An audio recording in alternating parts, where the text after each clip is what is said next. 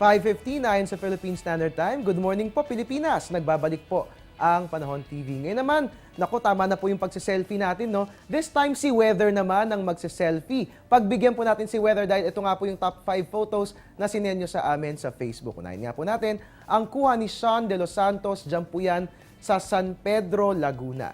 At ang next 2 photos naman po, galing po yan kay Ian Chow. Kuha nga po yan dyan po sa Pasay City. Makikita nga po natin na maulap ang kalangitan at nagbabadya po ang mga pag-ulan. Ganon din po, no? Ayan po, makikita nga po natin ang kaulapan natin. At ang 4th photo naman ay galing kay Kendrace Abundo. Kuha po yan sa Montalban, Rizal. Napakaganda po ng kanyang kuhang litrato. At ang huling-huling photo po natin ay galing kay Ronald Jerez. Kuha po yan sa Brooklyn Bridge sa New York City. Diyan po yan sa United States of America. Maraming salamat po sa pagpapadala ng inyong mga litrato, mga kababayan, ano? At para nga naman masaya tayong lahat, no? Share lang po ng share ng inyong weather photos sa Panahon TV. Log on lang po sa ating Facebook page at i-post sa ating wall ang inyong mga kuhang litrato. At ngayon naman silipin na po natin, ano nga kaya nga asahan nating lagay ng panahon for the next 3 days, no? Dahil wala naman pong anumang sama ng panahon, no? Umiiral sa ating bansa. Magpapatuloy ba ang fair weather? Ito nga po ang 3-day weather forecast ng Pag-asa.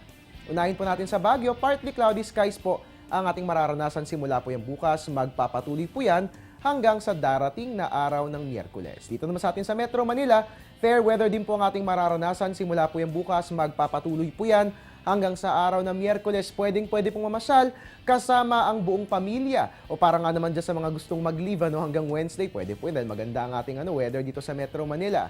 Sa Metro Cebu naman po, magiging maulan ang ating weather. Simula po yan bukas, magpapatuloy po yan hanggang sa Wednesday. Dalhin po natin ang ating mga payong at iba pang panangga sa ulan. Habang sa Metro Davao, magiging maulan po ang ating weather bukas pero walang dapat alalahanin dahil pagsapit po ng Tuesday at Wednesday, fair weather naman po ang ating mararanasan dyan. At bilang panguli sa Zamboanga, magiging maulan din po ang ating weather dyan. Simula po yan bukas, magpapatuloy po yan hanggang sa Tuesday. Kaya nga lamang, gaganda na pong muli ang lagay ng ating panahon pagsapit po ng Wednesday. So wala po tayong dapat alalahanin dyan.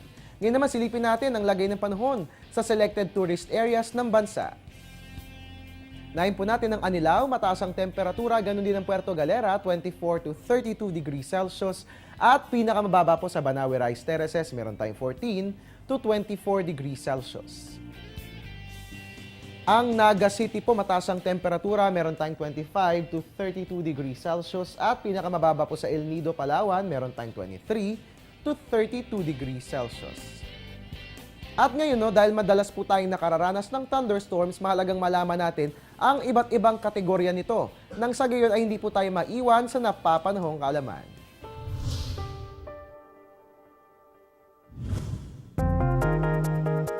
Ang thunderstorm na nagdadala ng pag-ulan, pagkidlat at pagkulog ay may 3 kategorya. Una rito ay ang single-cell thunderstorm na tinatawag ding air mass, popcorn o pulse thunderstorm. Kadalasan itong nararanasan tuwing tag-init at nagiging sanhi ng kalat-kalat at maliliit na mga thunderstorm. Hindi ito gaanong tumatagal at paminsan-minsan din nagdadala ng malakas sa pag-ulan at hangin, maliliit na hail at mahinang tornado. Sa multi-cell cluster thunderstorm naman, maraming mga cell sa atmosfera ang sabay-sabay na gumagalaw. Ito'y nagdadala ng malakas sa pag-ulan ngunit maaari rin magdala ng hail, malakas na hangin at tornado. Ang multi-cell line o squall line naman ang thunderstorm na karaniwang itim na ulap na tinatakpan ang west horizon. Ito'y tumatagal ng ilang oras at lumilikha ng mapanganib na hangin at hail. Supercell thunderstorm naman ang tawag sa pinakadelikadong uri ng thunderstorm dahil sa dala nitong malakas sa tornado, hangin at pag-ulan ng hail. Nakakalikha ito ng mesocyclone na sanhi ng malakas na hangin na gumagalaw pataas. Karamihan ng mga tornado ay nabubuo dahil dito.